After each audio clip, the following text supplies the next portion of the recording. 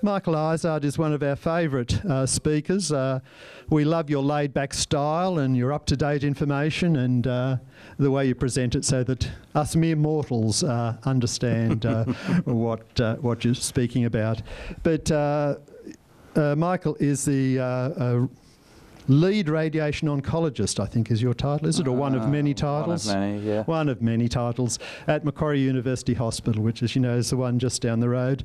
Certainly, Michael has an interest in all types of radiation oncology and the treatment thereof. Without further ado, would you please welcome Michael Izard. Thank you very much, Graham, for your kind words.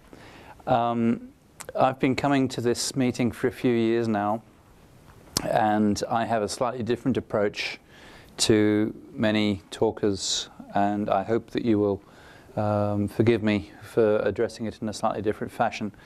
But having been the recipient of thousands of lectures over the years, I find that a PowerPoint presentation tends to lull me into a state of stupor fairly rapidly. So I prefer to do this as a Q&A type process where you tell me what you'd like me to talk about. And I'll write down a couple of the headings here and spend the rest of the hour or so to talk about those different topics. Having said that, if there's nothing that you particularly want me to talk about, I shall tap dance and blether away quite happily, regardless. So. So, are there any things that you would be curious to know about? Can I start off? I had a little think about... oh, I should have.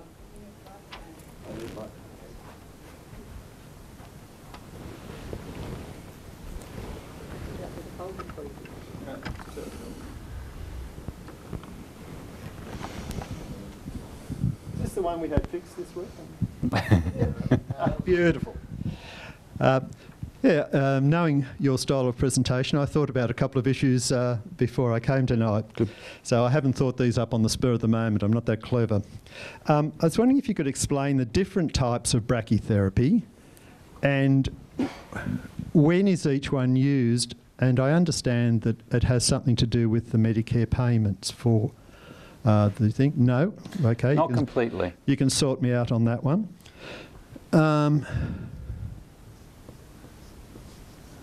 Yeah.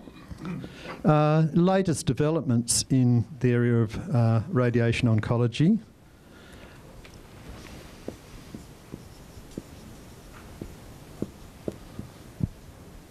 I like people that can use a few words instead of many. I know that you use the gamma knife, and I was wondering if you could explain that to people and ask and answer if there is a role for that in the future for prostate cancer, in your opinion. That was my question. Well, that was Margie's question, everybody. I didn't think that one up either. Try this one, Michael. Bit broader. Is that one? Okay. Yeah. The long-term outcomes for people treated with brachy against surgery, stats. I think this is one of your favourites. And can you update us on the issue of an MRI identifying prostate cancer when perhaps, what do you call it, samples don't, what's the word? I've lost the thing.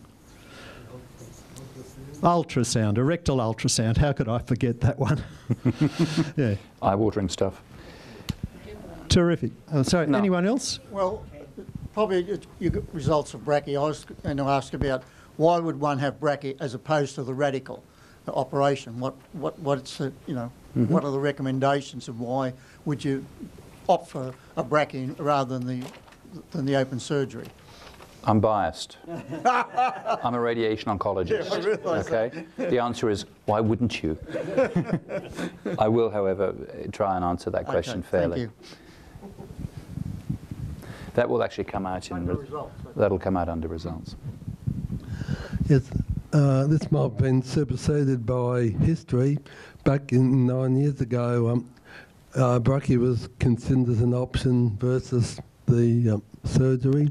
and iodine was mentioned as a factor, and I had from birth a deficiency in thyroid, which had something to do with the iodine not being a good way to go. Therefore, that method of brachy was ruled out No, at that completely time. wrong. I'm sorry. Superseded by history.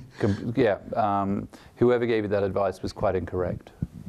The iodine that is used in seeds is contained inside a little titanium shell. And so there is no direct contact of the iodine in you at any point in the process of an iodine seed implant.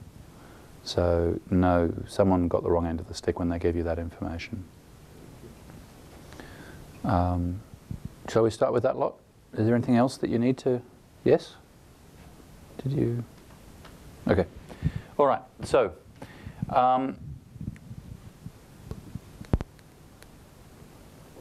let's just talk a little bit about the visualization of tumour first, and then we'll get on to the different treatments. One of the problems that we have with treating prostate cancer is trying to work out who to treat and who not to treat. And why are some people more appropriately treated and other people more appropriately treated just with observation and doing nothing. And the issue with that comes out of, partly out of the grading, out of the Gleason score. Are you guys familiar with the Gleason score? So partly comes out of that, where you're getting someone is doing a biopsy on your prostate and it's coming up and it says that of the 12 cores that were done, or of the 18 cores that were done, there was one or there were two cores that had prostate cancer within them. And that score of those one or two cores was only Gleason 6. And so there you are, you've got a label that you've got a cancer, but in the same breath, the guy who's told you that is also telling you, well, actually, you've only got a little bit of cancer, and it's only just cancer, so we're going to ignore it. And that's really quite disconcerting. It's very off-putting. You know, on the one hand, oh my God, I've got cancer. On the other hand, he says there's nothing wrong with it. That doesn't quite fit. And so to try and work out exactly which of those people with a small quantity of malignancy are best treated and which of those people are best treated by doing nothing, we're looking at other ways of trying to work out what else is going on there. Okay? Trying to work out how much tumour there is, so that you can take not only the Gleason score, you can take not only the stage by how the gland feels on the finger, which is a very bad way of trying to work out what's going on. You can take the ultrasound information that there may or may not be something visible, but we're now also using MRIs, and we're trying to use the MRI to try and get an idea of what's going on in the gland with more information than we were getting out of CT scans, with more information than you're getting out of ultrasounds. So that you can say, well, the MRI says quite clearly there is a larger volume of disease or there is nothing visible at all, so that you can add that as an extra piece of the jigsaw to assist with the decision-making process of how to take this forwards. And MRs are controversial at the moment. The government Medicare doesn't fund MRs for prostates, and so you have to pay for them yourself. And there's various different reasons behind that. You can be totally cynical and say it's because the government doesn't want to waste all their money on all those men with prostate cancer. Or you can say, well, actually, they do have a bit of a point, because we really don't know what the answer is yet. And imaging via MR should be done in fairly rigorous circumstances and rigorous techniques, so that we can say that, yes, we are actually collecting information on the validity of this test. So you can make arguments both ways as to whether or not it's done. But at the end of the day, MRs are available. They give you some information that may be accurate and may not be accurate, but people are using them to try and justify either treating or not treating. And a little bit unfortunately, they're also being used to try and take it one step further, to argue that, well, it's only an area in this portion of the prostate. So, you know, if you can see that the prostate's there like that, this is a cross-section with the rectum sitting behind, that the MR is sort of saying, well, yes, there's something sitting here. And so they talk about sort of the main focus of the disease. And they're then, as a corollary to that, they're then coming up with the idea that, well, if there's only the prostate cancer there, we'll only treat that bit. Maybe we can only just treat that portion of the gland. And it's being done. It's being done. There are studies in the States, there are publications in the States that have said, yes, we can do this, and yes, the results are reasonable. But they're very short-term studies. And there are one or two people in Sydney now who are trying to do it, who are trying to jump on the bandwagon because people don't like the idea of having their whole prostate being treated. I don't get that. I'm sorry. If you've got something that's the size of a walnut, how can you only treat half a walnut? And then not expect to have problems when the other half develops problems later. So I don't go down that road myself. I think it's a dangerous road to go down, but there are people who do. And they're using the MR to try and identify that portion.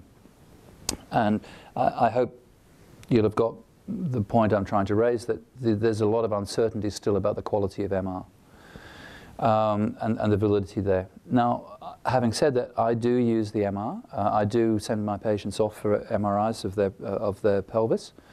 But I'm as inclined to do it for people who've had their prostate removed and their PSA still hasn't gone to 0. So I'm as inclined to do it for those people after the prostate is out, to try and get an idea of, is there anything left in the pelvis? Can it actually tell me a bit more about if there's any residual disease in the pelvis? Yes. Of course. I'm afraid you're all part of this. You're now on video. Oh dear. My husband, who won't be embarrassed, had a prostatectomy 3.5 years ago. Sure. And he's the reading, the PSA, Yeah. was 0.12 3 months after the operation. Yeah. Dropped down to 0.07 and has then since been rising very slowly, Yeah. and is now 0.17. Okay. Now we've been told by our doctor that there's no way he can see if there's anything there, but from what you just said, I would look with an MRI to see if there was any prostate tissue that was still visible in the prostate bed. so there is a possibility of seeing It something. may give you some information. Right, because So a negative result doesn't mean that there isn't something left local, but a positive result may be helpful. One of the problems that you've got is the rate of rise of PSA and where the residual disease is, and that depends on the original histology, that depends on the pathology, the findings that came from when the prostate was removed in the first place. So if there were features when the gland was removed that said that there might be something there left behind, then you're going to be very suspicious that an MRI would be positive and helpful in that scenario, in that situation. oh, So if the PSA was 0.12 immediately after the operation, then the question becomes, was it 0.12 because the margins were positive, or because there was extracapsular extension? Were there features that would suggest there might be something left behind in that area? Or was that gland removed perfectly, absolutely pristine, with no hint of anything left behind in that area? And if that's the case, then why is there still a PSA of 0.12? So is that because there's disease in the adjacent nodes? Is that because there's disease that's already escaped out of the prostate somewhere else? You may get that information, you may get some answer out of an MRI of the pelvis. How good is that information? It's only as good as what you get. I mean, if it says that there's no sign of anything at all, then you shrug your shoulders and move on. If it does say there's something there, then you could make an argument for looking at post-prostatectomy radiotherapy, external beam radiotherapy in that situation. because our doctor said only when it reaches 0.25 will he use radiation. Well, I wouldn't agree with that. And you can imagine data the suggests stress we're under. Sure. The data suggests that the lower the PSA reading below, and providing your PSA is less than 0.2, then you're going to get slightly better results than if your PSA is less than 0.5. And you're going to get a lot better results than if your PSA is less than 1. And it's a waste of time if your PSA is more than 2. So I would advocate using radiotherapy in that situation, where you've got a rising PSA, where the PSA was preferably less than 0.2. Right. So, well, can I just say, do you think we should have another opinion then from another doctor? I'm not the right person. I'm not really here to talk about your particular situation. I understand and I sympathise, and I wouldn't necessarily agree with the way that your story has been driven. But it's not. I'm not here to tell you to get a second opinion. You can draw your own conclusion on that, I'm quite sure. Yeah. I think we can do that. So that, you're welcome. That's the visualization in terms of the role of MR. What else can we use to look at prostate? Well, PET scans don't work particularly well unless you've got a very high grade Gleason 9 or Gleason 10 cancer, or you've got a prostate cancer that isn't your standard adenocarcinoma. PET scans aren't particularly helpful. But they're certainly working on trying to find better and better ways of visualizing what's going on.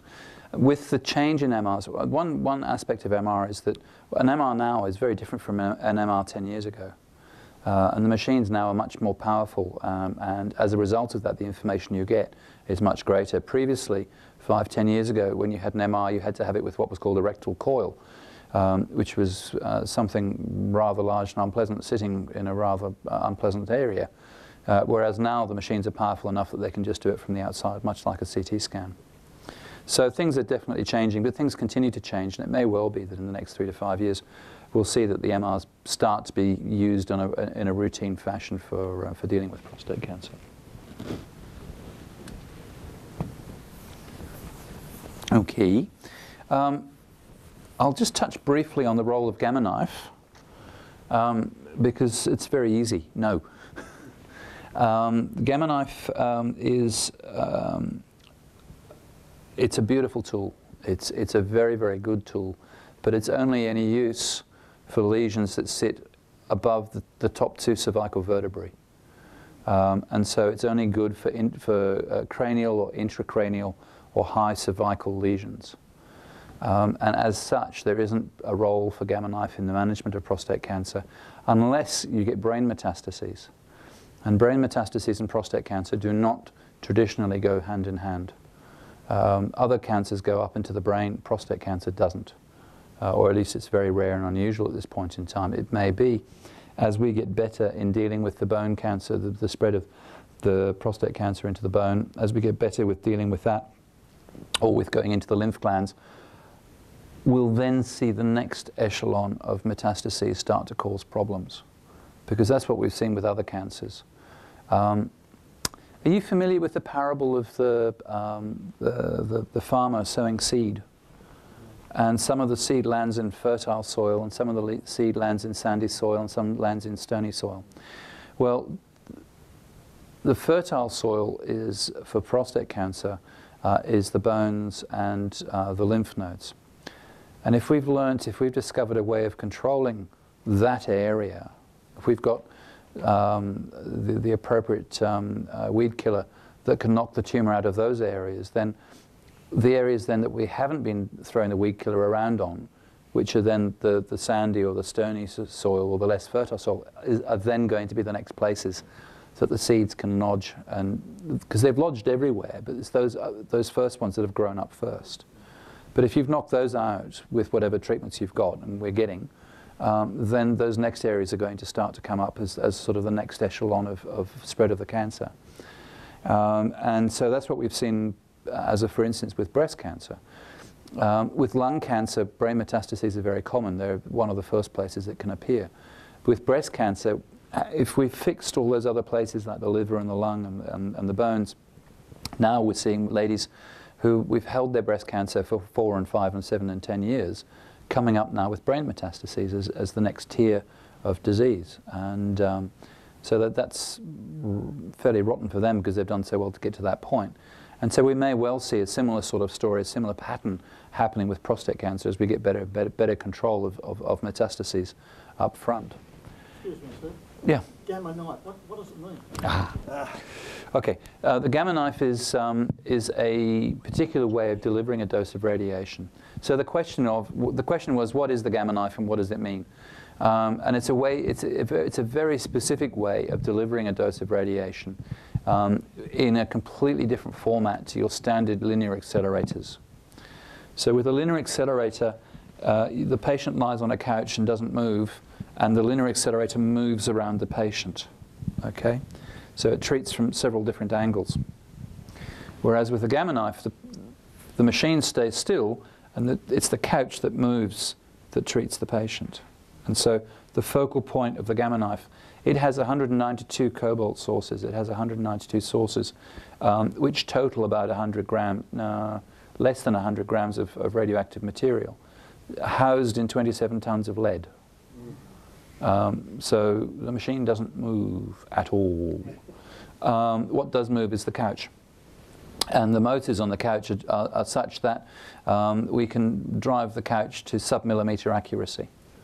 And so the sources are all focused down onto a particular point, and then we move the couch so that that target area that inside the patient's head goes into that focal point. But the dose of radiation that gets through the rest of the head is such that it's only that focal point that gets the dose, and there's very, very little that goes to anywhere else. And so, for instance, if you think about people who've had radiotherapy for brain metastases and they've lost their hair and stuff like that, doesn't happen with the Gamma Knife.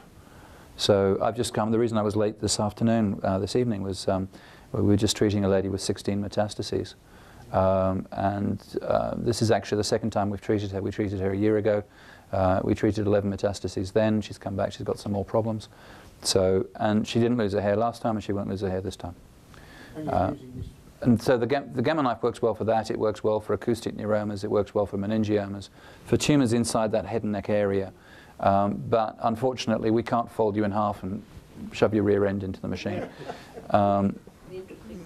Yes. So why doesn't it work for other parts? Because it's shaped like a cup. So you can only get that far into it. It's interesting, in China they've got a couple of machines that they have taken as spin-offs of the Gamma Knife, and they actually have a sort of a through and through, and so they'll treat whatever they can. The equivalent machine that does that is the Cyber Knife, which is a robot. Same story, the patient, same story as a linear accelerator. A Cyber Knife is a machine that, you know, with the car manufacturers, they've got these robots that spot weld all.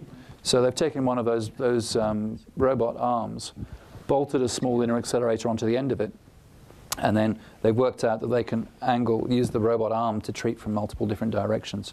So that's a Cyber Knife. They're getting a machine here called a thermotherapy machine, which is a very nice way of delivering radiation.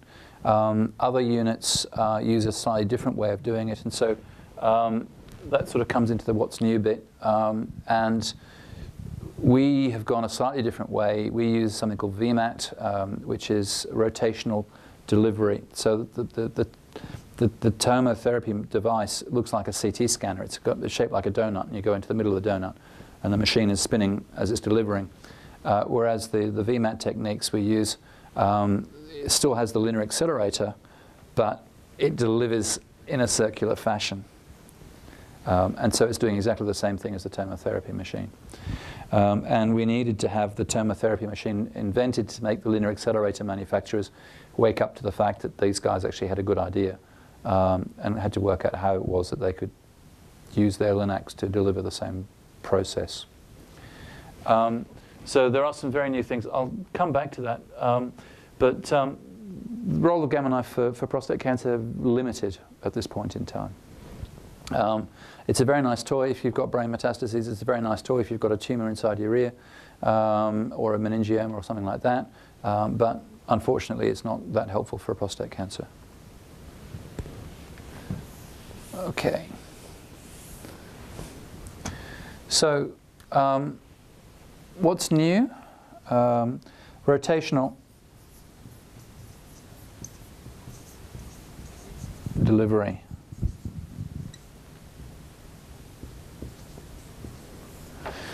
I am sure all of you will remember having to take your shirt off and go up against a cold plate as they take a chest x-ray from behind you. And you got this 2D view that gave you some information about what your lung fields look like, but not a lot. And then all of a sudden in the 1970s, we had this wonderful machine called a CT scanner. And you lay on a couch and the thing spun around you making all sorts of whirring noises, and it came up with a 3D image, and you got so much more information out of that image. Well, it took them a while, but they finally worked out how to deliver radiation with the head spinning. The first step of that was the thermotherapy machine, but nowadays, so we've got thermotherapy.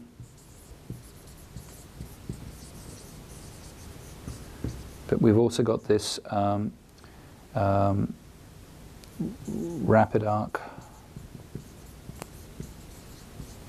or VMAT,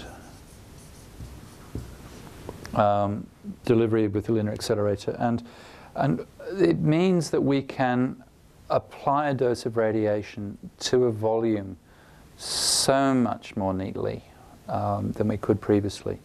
It's absolutely delightful. The way, when I started off as a registrar, my boss told me that what we did was we took a box, 9 by 9 by 9 if we thought the gland was small, or 10 by 10 by 10 centimeters if we thought the gland was a bit larger, and we put that square of dose, or that cube of dose, into the middle of a bloke's pelvis, and we hoped that we had the prostate cancer somewhere in the middle of that. And that's what it was. It was a cube. Absolutely. And I remember a boss having a go at me because I wanted to shave some of the corners off. You know, no, you don't do that. You don't put blocks on. But now we sculpt. We can literally put on a volume that is spherical around the prostate. We can identify the prostate. We can see where it is, and so we can, if we can see where it is, you can say, right, well, that's where we actually need to put our dose. And so, to do that, to see where it is, we do some stuff. We put in some stuff called fiducial markers. Fiducial, I believe, means truth. I believe it's a legal term, but I won't say anything about rectums and lawyers. But lawyers and truth. ooh, that's even harsher. Fiducial markers are little gold seeds, 5 millimeters long, less than a millimeter in diameter, and I inject them into the prostate. And so I've got a prostate sitting there with 1, 2, or 3 little gold seeds sitting inside. So when the person is lying on the couch, we're no longer using the bony anatomy of their pelvis to say, well, we think the prostate's somewhere in that area there. We're using the gold seeds. And so we can take a quick X-ray and say, yeah, there are the seeds.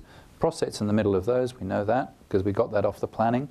And so we shift the field 2 millimeters to the left, or 3 millimeters up, or 4 millimeters sideways, or whatever. You still look surprised. That does. Yes, it does, rather. How do you insert the seeds? With asleep. I do it asleep. There are places that will do it with you awake, but I think about how I feel. No. I use an ultrasound on the backside so that I can see where the prostate is. And then I just freehand put needles in through the perineum, up the fork, but behind the scrotum in front of the anus. It's like a blood test. The needle's the same diameter as the needle that we'd have blood drawn for a PSA. It's about that long. Maybe not that long, but you know, you get the idea. Well, no, it doesn't hurt me a bit. But the fiducial markers do work extremely well to help us aim. If we can see where we're aiming at, then we can make the volume much tighter.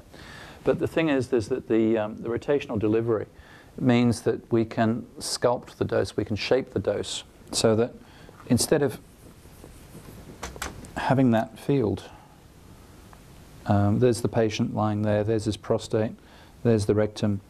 And in the old days, as I said, we would put on a square like that and kind of hope that the prostate was there in the middle of it. Nowadays,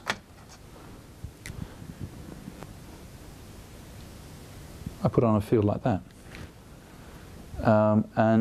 By doing that, the side effects are that much less. There's less bladder in the field. There's less rectum in the field. So there's less irritation of the backside, and there's less burning and stinging frequency. Not none, but less. So. In relation to that, do you recommend the use of space ore? Ah, you beat me to it. So, yes, absolutely. At the same time as I'm putting in Fiducial Markers, we have a brand new PBS listed as of the 31st of August process called SpaceOr.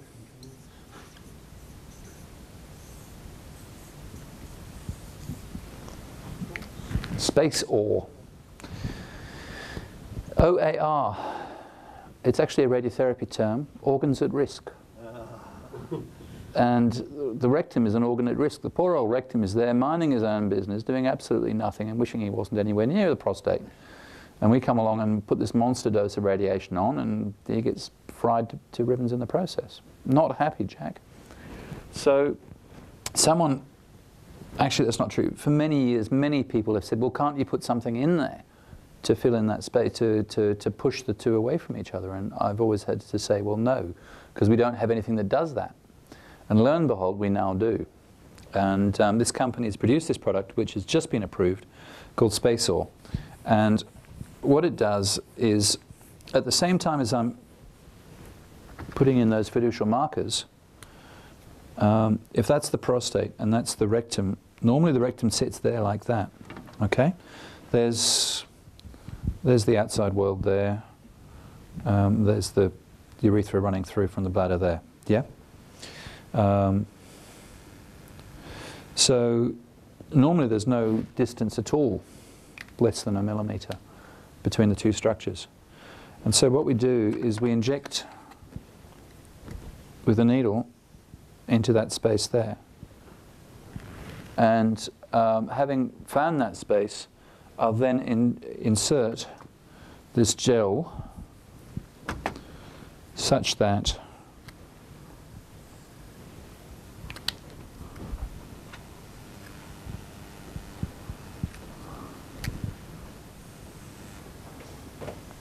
the rectum is pushed away, which means that when I come along with my dose of radiation, lots of pretty colours, I'm getting less dose of radiation on the prostate.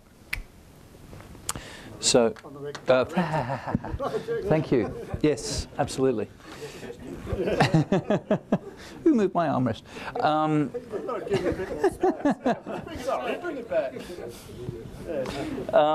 So, it costs $2,000.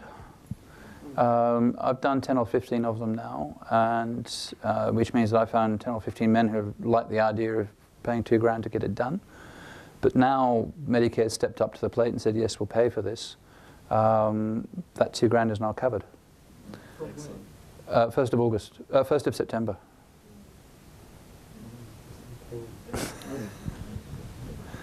So, have you? Oh, bugger. Yeah, sorry about that. But yeah, it's a neat way of doing it, and I like it. And you do like it, though? I do. Yeah. Is it perfect? No.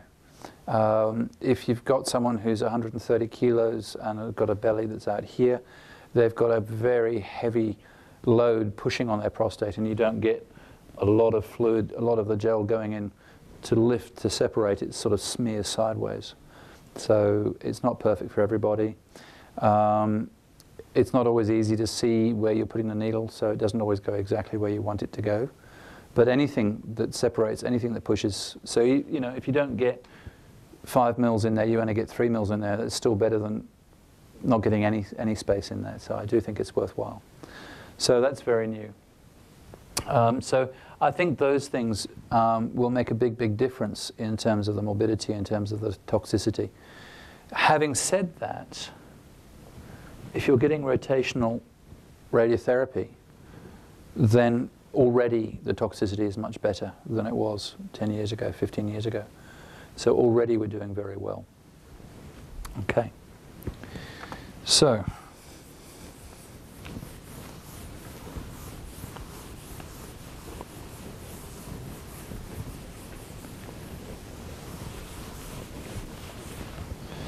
I'm just going to move that results up a bit, because I want some space.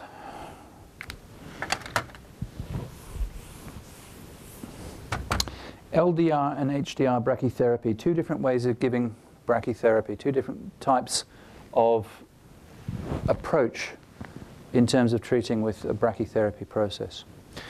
What is brachytherapy? Okay, well, it's two Greek words, supposedly ancient Greek, that have been tacked together to come up with a new word that's supposed to mean something. Supposedly, yes. Now, is that because someone's told you, or you actually... Right. Because I've yet to meet anyone who speaks ancient Greek who's agreed with me. And modern Greeks don't. They look at me very blankly when I say it's Greek, and they, well, it's all Greek to me. So it is supposed to mean near or close, is brachy. So it's the opposite of tele. Telephone, television, distant sound, distant sight. Again, Greek words stuck together. And so brachytherapy is supposed to mean near treatment or close treatment. And it's using the other end of the inverse square law. The inverse square law, thick pen. The inverse square law says that the dose of radiation falls off very, very quickly with distance. So the dose of radiation is proportional to the distance inversely, but it's the square of the distance. So if you think about a candle flame, you stick your finger on a candle flame, you'll burn your finger. As you pull your finger away, the heat gets less. So the heat is getting less with distance. But the physics of it is that the heat is getting less with the square of the distance. So 1 unit away, you've got your full dose. 2 units away, and it's not a half, it's a quarter. 2 times 2 is 4. 3 units away, it's not a third, it's a ninth. 5 units away, it's a 25th, and so on.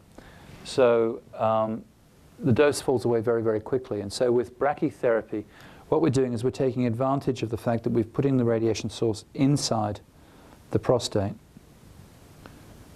and the dose of radiation then is coming out from that source and treating to cover. So we're looking to place these sources to cover that volume in that sort of fashion. And so the idea of brachytherapy is to put a high dose of radiation into a very small volume. And brachytherapy is the most efficient way of putting radiation into a small volume. It's just tricky because it doesn't always go, the needles don't always go where you want them to. And so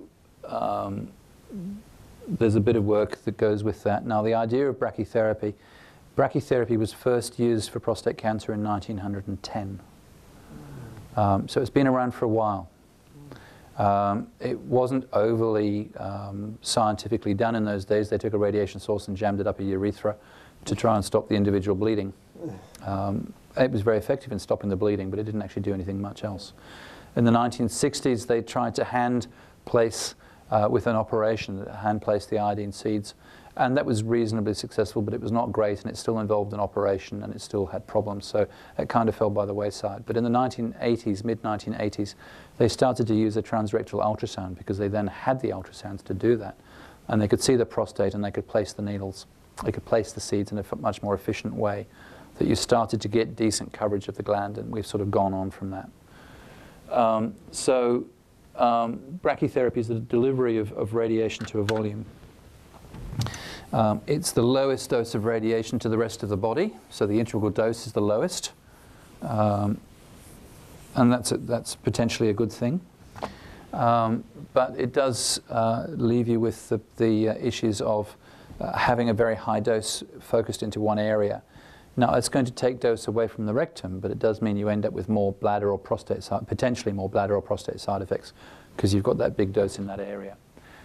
So LDR is low dose rate.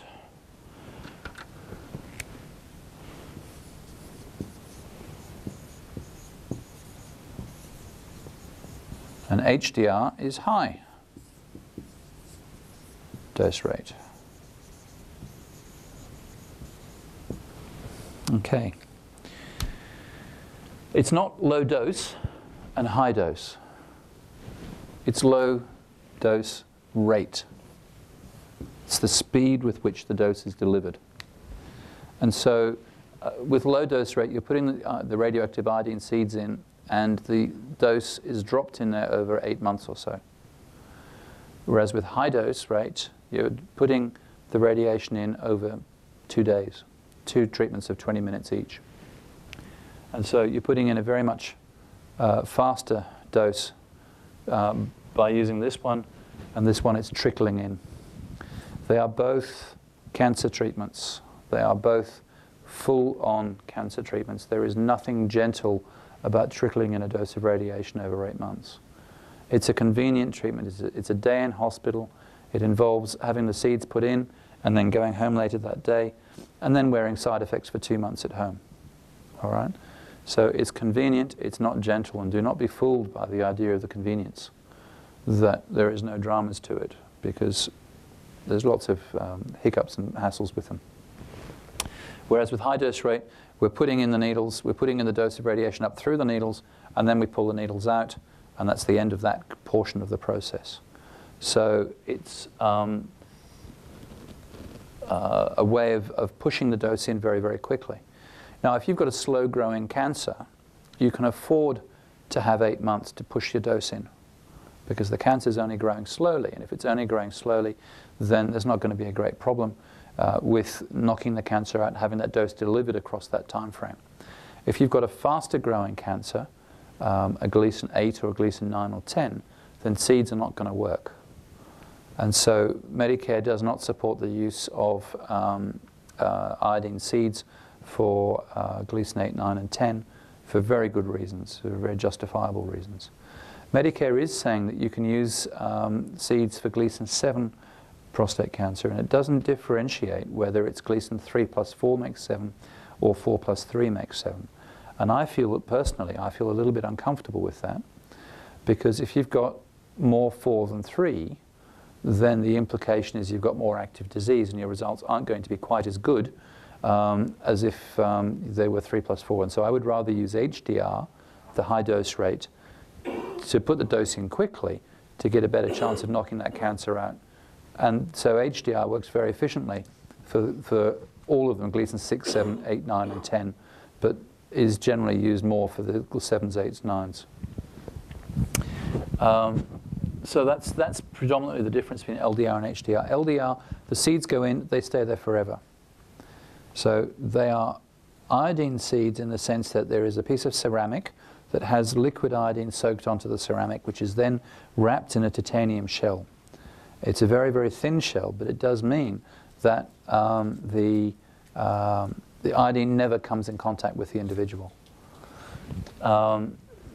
It does mean you have a prostate full of seeds for the rest of your life, but the fact that they've got ceramic inside them and what was once radioactive isn't after a period of a year or so.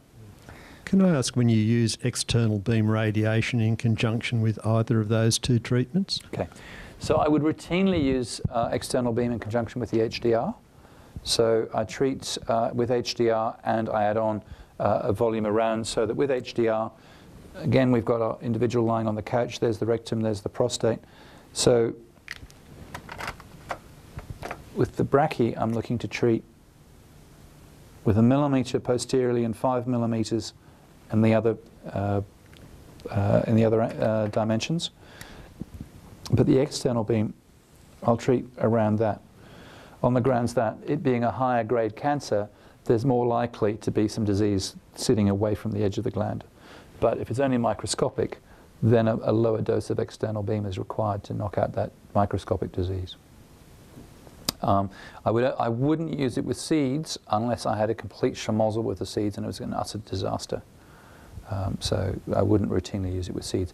The Americans do, but we don't in Australia. So, what are the side effects, say, for incontinence and erectile dysfunction with either of those treatments? Okay.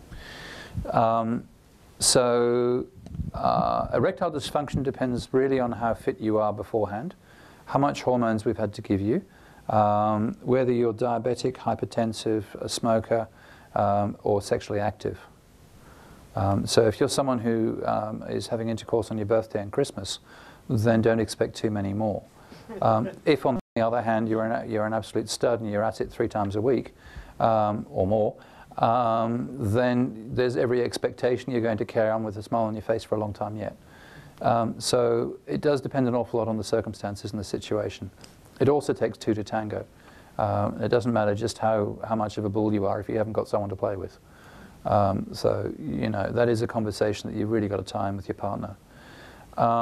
Having said that, we looked at our results, and about 70% of my men, with an average age of 69, 70% of the men who were sexually functioning before we started were still functioning 2 years afterwards.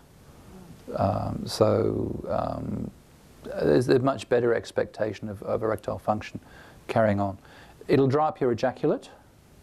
Your ejaculate, so you're not going to be producing any semen. It's not necessarily going to render you infertile. There was a nasty case in the UK many years ago where a bloke got his mistress pregnant because he thought he was safe after his brachy. Yeah, absolutely. What about the incontinence? Incontinence is low. Incontinence is low, of the order of 1%. So it does happen. It is unusual. It's pretty good. Pelvic floor muscle exercises are critical. And you really need to do pelvic floor muscle exercises, regardless of whether you have surgery or radiotherapy. All of you men should be familiar with pelvic floor muscle exercises. All of you should know how to make the back of your dick twitch, should know how to make your scrotum twitch, and should be doing it when you brush your teeth regularly and routinely. It's a given. So that's the difference between low dose rate and high dose rate. I would rather use the high dose rate. Yeah, I'm looking at the time. I'd rather use high dose rate on the more aggressive cancers, the intermediate and high risk prostate cancers, and use the low dose rate for the Gleason 6s. But you can, in certain situations, use it for the Gleason 7s as well. Medicare will step up to the plate. Size of the gland is not so much of an issue. They used to get very toey about, Medicare used to get toey about the size of the gland. It had to be less than 40 cc's. That's not such an issue now, but if it is a big gland, it does make it difficult for us to implant. The bones of the pelvis get in the way. The male pelvis, the internal aspects of the male pelvis are much smaller than the female pelvis, and if you've got a big prostate, it tends to hide behind the bones of the pubis, which means that we end up not getting dosed where we want it to go. So size is an issue technically, but it's not an issue medical legally. How do you find that out? What I do, you can get a rough idea with a CT scan, but what I'll do is I'll do, if you like, a dummy run first, where we pop the individual up on the couch with an ultrasound and have a look in the treatment position. Treatment position, all those men who've laughed at ladies with their legs in stirrups, you shouldn't have laughed. All right? Payback, absolutely. I have yet to see a wife offer any sympathy on that one. So, yeah, I do a practice run. And if we're happy with the size of the gland, we'll then take it to the next step where I'll put a catheter in and get a series of images, 5mm steps through the gland to build a 3D model on the computer where we work out what the ideal position of the seeds is. And then get you back a month later, we get the seeds into the country, get you back a month later and put the seeds in, and hopefully they'll come out something like we wanted them to. Hi, I just had a question on on criteria for being a candidate for, say, either HDR or LDR, in terms of the volume of cancer determined by a biopsy. Mm-hmm. If the volume of cancer is more significant, how does that play in terms of candidacy? You certainly can see 10 of 12 calls all saying Gleason 6, but that's relatively unusual. When you've got Gleason 6 disease, you'll probably see 3 or 4 out of 12 calls, or 3 or 4 out of 18 calls, or something like that. So the volume of Gleason 6 is usually less than if you've got Gleason 7 or Gleason 8 or 9, for instance. Yeah. So the volume has a bit of an impact on it, but I'm much more driven by the grading. So, for instance, if you came to me and you had 2 calls that were Gleason 6, step this way for seeds. If, on the other hand, you came to me with 8 cores Gleason 6, we'd have a chat about it. Is the percentage of the core, yes, the bulk of the cores have Gleason 6 in them, but are we talking about 10% of each core having Gleason 6? Are we talking about 90% of each core having Gleason 6? Oh, not 90. Yeah. So, but it 40 and. You know. That wouldn't stop me. Seeds would be fine for that. If it's Gleason 6. And probably 12 out of 14 or something. Once you're getting up there, it starts to become a little bit more anxiety-inducing on my part, because it really means that you've got to be absolutely certain you've got good coverage of the whole gland. And I'd be happier to do that with the HDR than I would with seeds. Seeds go in and they don't go exactly where you want them to go, and you hope they're going to go close to where you want them to go. So I have to get you back a month afterwards with a CT scan to say, yes, this was a good implant, or no, this was a mediocre implant. And if it's mediocre, is it so mediocre we need to put an extra couple of seeds in? So I do reserve the right to put in an extra half dozen seeds a month or two later if that's what we need to do. Doesn't happen very often, but I do explain that to the individuals as part of the process. With the HDR, because the way the HDR happens, we've got needles going into the prostate, and we put the radiation source up inside the needle, and it's pushing the dose out. And so I can dictate how long it stays in that dwell position.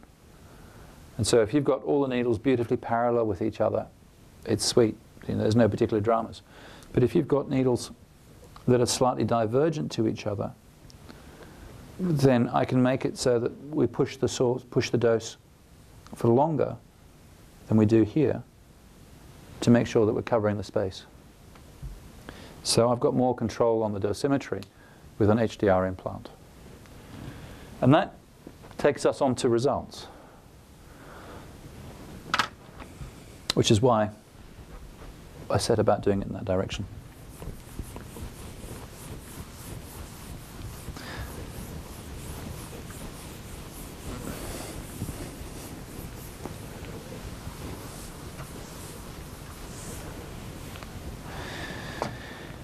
Peter Grimm. Peter Grimm is a lovely man despite his surname. No, no, nor am I talking fairy tales, no, absolutely. He's a radiation oncologist who set up the SEED program. Was one of the significant men in setting up the SEED program in the States. And he worked out of Seattle, still works out of Seattle, and was frustrated by the fact that there is no head-to-head study comparing the results. There is no study that took a bunch of men with prostate cancer and flipped the coin and said, right, you're having surgery, you're having radiotherapy, you're having brachytherapy. Didn't happen. They tried to do it. The Canadians in Toronto tried to do that. A lady called Juanita Crook tried to do that, and it just fell over. They couldn't get the men to volunteer for that. They couldn't get the surgeons. They couldn't get the radoncs. No one was happy about randomizing. Everyone recognized that there's no answer. We didn't know what the answer was, and everyone recognized that it was a great idea, but no one could actually step up to the plate and do it. So Peter Grimm, with a whole bunch of colleagues, took all the literature, and they took 700 papers,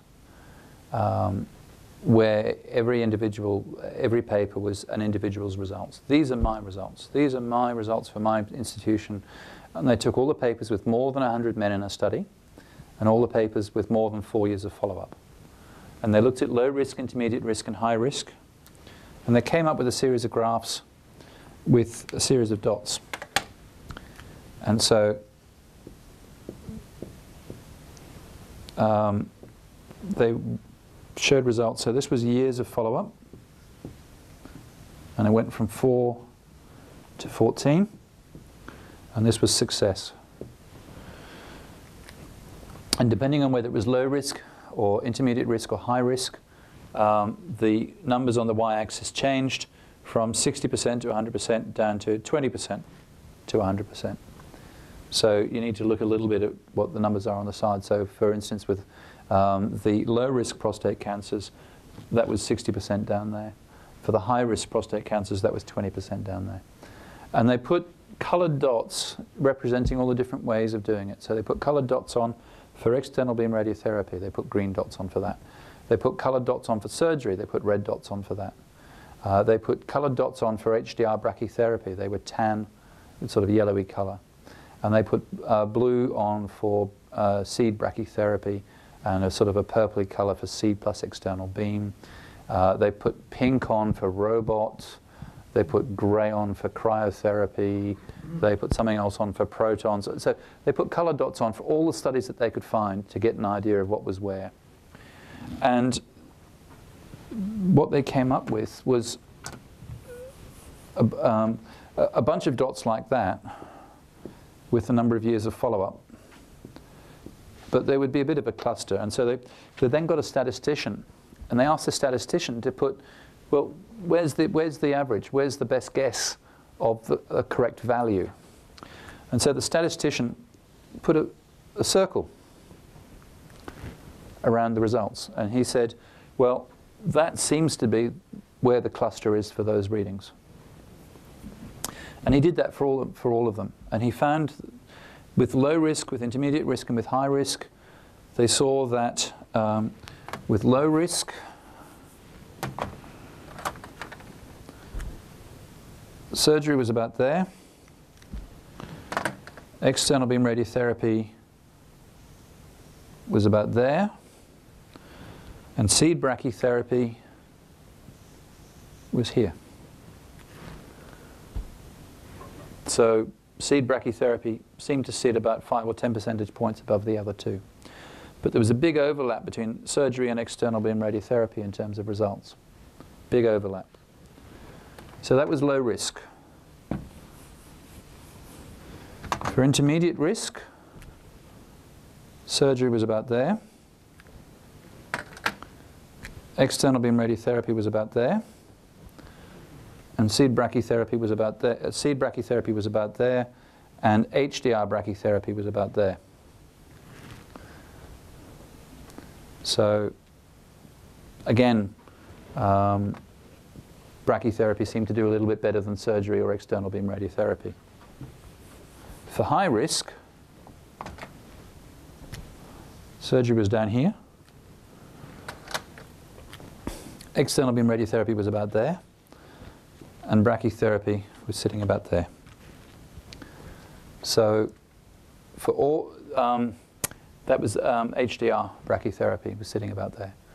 So in all cases, low risk, intermediate risk, and high risk, I believe that brachytherapy beats surgery and beats external beam radiotherapy. The caveats to the use of brachytherapy are the size of the gland. Is it technically doable? Can I get the dose in with my needles? And that's where the size of the gland becomes relevant. And if needs be, I'll shrink the gland down for 6 to 12 months with hormones or with tablets like Duodart to try and shrink the gland down, to try and shrink the benign as well as the malignant component of the gland. So technically, can I actually use the brachytherapy for that individual? And then practically, if you come with problems with your waterworks, if you come with urgency and frequency and getting up at night 3 and 4 times routinely before I've even laid a finger on you, then you're not going to be happy with my results, because I'm not going to make it better. Okay?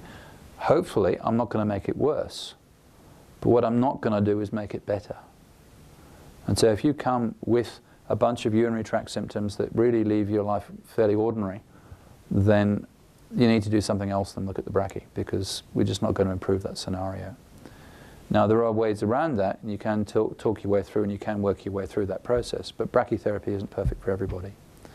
If you're a bleeder, if you're on warfarin, if you're on heart medications, or blood thinning agents, because you've got an artificial valve or something like that, then brachytherapy isn't necessarily going to be ideal for you, because I am sticking a whole bunch of needles, I or the surgeon is sticking a whole bunch of needles in, and if you stick a whole bunch of needles in, funnily enough, people bleed. So if you're already on blood thinners, then it can get a bit messy. So there are places where it's not a good idea.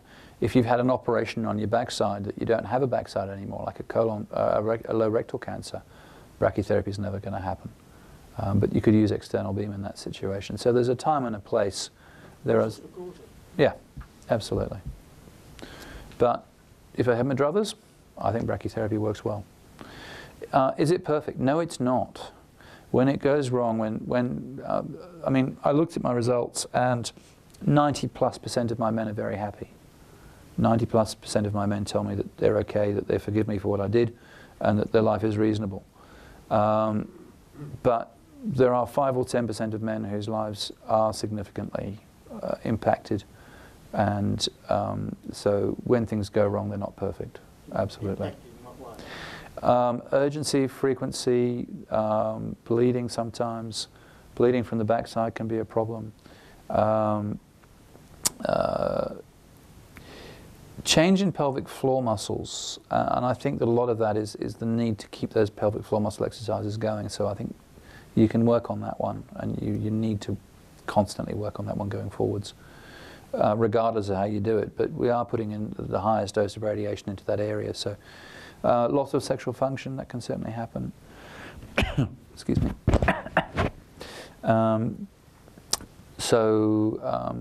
There are bad things can happen. A urethral stricture, which is a narrowing of the urethra that you need to have it stretched back up again. I've got a couple of men who have to self-catheterize. A thing called a fistula. That's just a hole, a puncture or a perforation.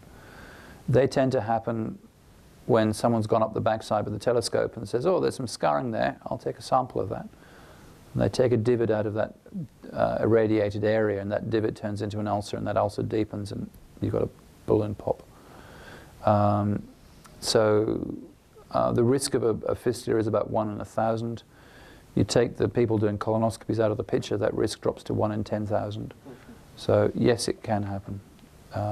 So yeah, bad things can happen. Any kind of radiation causes cancer. This is no different. But if you're still going 20 years later and get a radiotherapy-related cancer, I guess the first thing I'm going to say is, well, we did all right the first time, didn't we? Let's get on. Let's get on and fix the second one. You've got to catch me first. And that, I guess, kind of brings us to the hour. Have I answered your questions? Are there any other questions for Michael? Chap up there. Oh, Graham will give you the mic. Peter. Hey, Michael. Yeah, just had a question. So, if brachytherapy is so good, why do so many people choose the surgery options? Because men are men, and they like the idea of, if in doubt, get it out. What did you say then? Men are men, and they like the idea of, if in doubt, get it out. They don't want to be left with the idea. And it's also, it's been the sort of the major way of dealing with it. The first person that you go and see to get your prostate cancer diagnosed is your urologist, who's going to tell you, well, we can always take it out for you, and that'll fix the problem. And sadly, it's not true, but people feel happy with that belief. Sorry, just one question. Is that research published somewhere? Yes. That we can sort of look at? British Journal of Urology, 2012. Other than that, I don't know. PCFA probably has a copy of the article somewhere. If you don't, you should, and I'm quite happy to send you a PDF. Please do. Thank you. Any others? Oh, Bruce? It's a terminology question. Surely. The the CT scan, what does that stand for? I've read it somewhere, but I don't remember. So, okay, you're absolutely right, Bruce, in calling it a CAT scan, because the original name for it was a CAT, computerized axial tomography. And that got dropped to computerized tomography. They dropped the axial, so you went from CAT to CT. If there's no more questions, I'd like to thank Michael. I always enjoy his presentations, and I'm sure you'll agree with what I said initially, that he brings you the up-to-date information, and certainly in a manner which I think we can all understand. An excellent presentation, Michael, and thank you very much. You're welcome. Very welcome. Thanks, Graham.